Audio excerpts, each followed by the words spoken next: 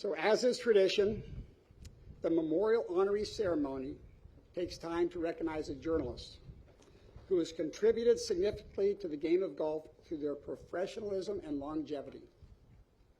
With this ceremony, we are able to offer recognition to those men and women who have dedicated their careers to not only covering the game, but being good stewards of it. Today, we recognize Doug Ferguson. First, Doug is a friend to the Nicholas family and a friend to the world of golf. Doug, where are you sitting? Doug's over. Doug's out of uniform. He's usually in a very bright flowered Hawaiian shirt, but I recognize him by voice. And as much as I have traveled around the world in golf with our family following my dad, it's hard for me to imagine, or actually I'm very challenged to think of an event where Doug wasn't there covering it. Doug was born in Southern California.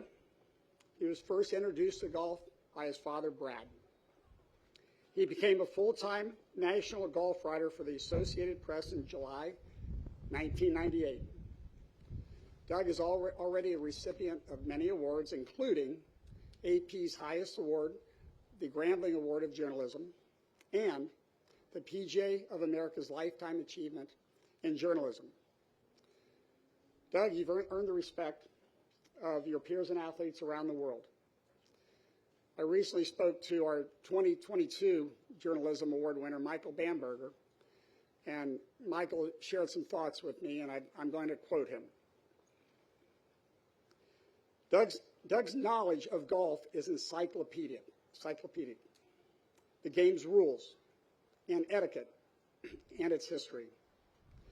The number of hours he logs in various press tents and the number of miles he logs on various golf courses, notebook in hand, is part of the legend of the man. But beyond all that, his element of understanding of what it means to be a reporter, to get it right, to transport a reader, to tell the reader something new, is at the core of the man. As well, he is astoundingly generous to anybody who finds their way into his orbit. All who do are fortunate. Golf has never had a reporter like him. Thank you, Michael, for those words.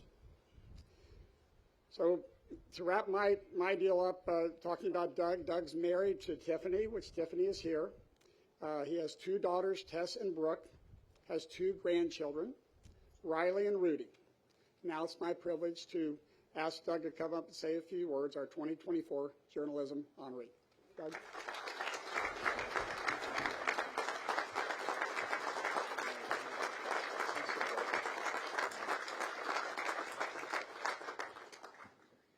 Those were all really nice words, but let's be honest.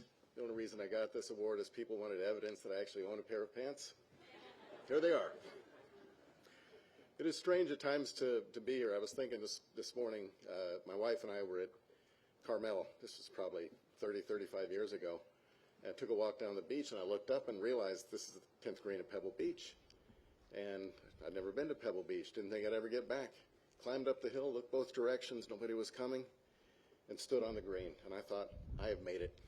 I am standing on the 10th green at Pebble Beach. This would be one of the greatest golf connections I've had in my life, and that was before 26 AT&T Pebble Beach Pro-Ams and 3 U.S. Opens and 1 Women's Open last year. It's hard to imagine where golf takes you when you least suspect it. I would say, Jack, you were selling insurance before you turned pro. Oh, yeah. And if no one's told you lately, I think it was a good career move.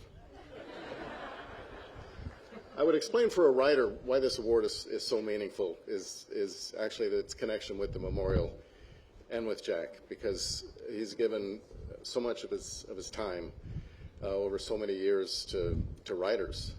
We always say that Jack's the one that invented the scrum. When he's done talking, there's still an extra 10, 15 minutes. Yesterday, as an example, he was there for an hour, and before leaving, made sure everyone had enough questions or got what they wanted. I've got to digress for a minute, though.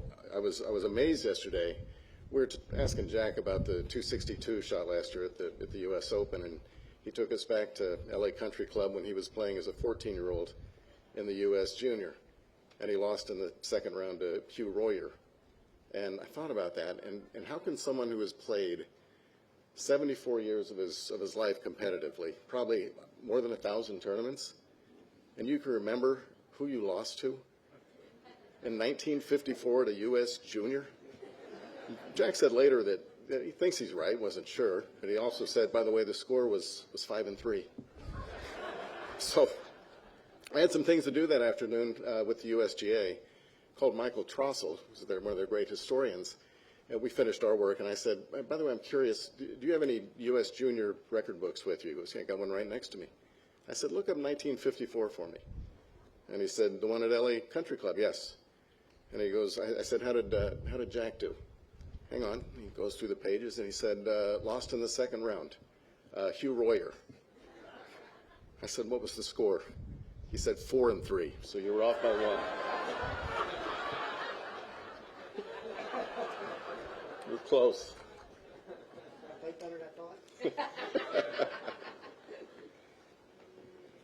But look, I've said many times that to have done this long and to be out watching players as they change and scores and a lot of great shots, I don't think you could do it. I don't think anyone could without really loving the game. But the more I think about it, and you look around, the people behind me, the people in front, people I've known for years, you can't do it without the relationships.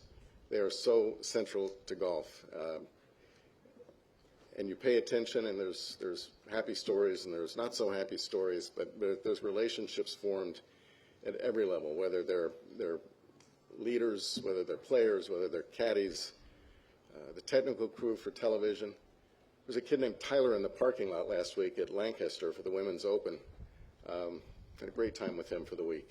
He's 20, he's going to the University of Cincinnati, wants to be a pilot. I hope he doesn't get his license by the time I'm done flying, but so be it. Quick word on Julie, if I could. I was living in the Bay Area in the mid to late 70s, and by now was hooked on golf. And there was this in the Oakland Tribune. There was these stories every now and then about this Julie Simpson, and I had no idea who this was, and was always curious. And it was an absolute treat years later to be able to cover 4 of her majors, loads of other victories. She is a treat. I think she's maybe the most underappreciated and greatest American female athlete we've had, and I'm glad to see you get this honor. Thanks. Her conversations are entertaining too, but we're going to have to cut it short there. And on a personal note, it's nice to have this award associated with Jack. He was my era. Everyone talks about the '86 Masters being a big deal. It was, yes sir. It was 75 for me. That was my first memory off TV. I can still remember him holding the putter up and the bear tracks across the 16th green. It's probably why to this day I carry a 1-iron. I've been called mentally unstable by more than one caddy. Probably right, but it's a Jack thing. I would tell you I have hit it on the 18th at Baltusrol. I've hit it on the 17th at Pebble, and I've hit it on the 15th at Augusta, and made double each time, but that's not the point. And lastly, and let me leave on this, really the most meaningful thing is the people I work with.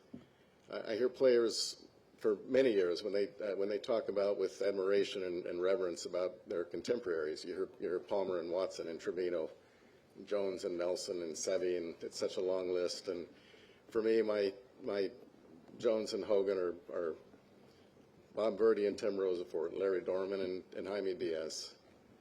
Cyrek and Shapiro, Dave Anderson, they have all meant so much, and they've taught and they've showed you how to look at the game, how to tell stories the right way, how to treat it with respect and fairness, but call it as you see it. And the only thing you can really hope for is to be able to pass along to someone else.